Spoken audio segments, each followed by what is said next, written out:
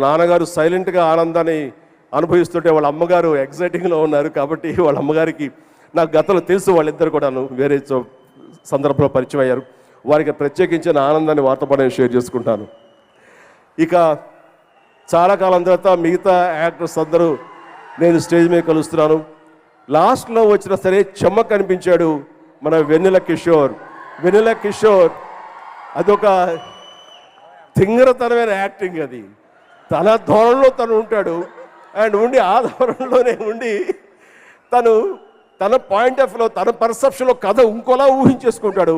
దానికి విజయ్ దేవరకొండ స్నేహితుడిగా నటించినటువంటి మరో ఒక నటుడు చాలా చక్కగా చేసి ఆయన అండ్ రాహుల్ రామకృష్ణ చాలా చక్కగా చేసి చాలా ఈజీ తోటి, అంటే అది ఒక యాక్ట్ చేయాలన్న భావం కాకుండా చాలా సరదాగా చేసి ఆ రకంగా సీన్ చివరి వరకు సినిమా చివరి వరకు కూడాను రక్తి కట్టించేలాగా వీళ్ళ క్యారెక్టర్స్ కూడా దోహదపడ్డాయి. అండ్ ఇంకా మా సుబ్బరాజు ఉన్నారు. సుబ్బరాజు గురించి ఏం చెప్పరు. అండ్ హీరోలకు లేని పర్సనాలిటీ సుబ్బరాజు గారిది. ఆ ట్రిమ్నెస్ చూస్తుంటే కనుక ఇలా నేను ఉండాలి కదా అని అనుకుంటుంటాను నేను. అండ్ వాళ్ళ నాన్నగారు అందరూ కూడా నాకు తెలుసు. సో ఆ రకంగా నాకు చిరకాల మిత్రుడు వాళ్ళ నాన్నగారు అయితేనేమి సుబ్బరాజు.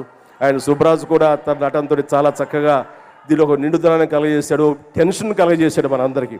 ఇక మా తల్లి అన్నపూర్ణమ్మ అండ్ చాలా చాలా కాలం అయింది వీడిని చూసి, చాలా సంవత్సరాలు అయిపోయింది. ఈ రకంగా నాకు ఎన్నో సినిమాల్లో తల్లిగా నటించి ఎంతో చక్కగా మా కాంబినేషన్ సక్సెస్ అయింది. అలాంటి అన్నపూర్ణ గారు ఇందులో మళ్ళీ విజృంభించారు.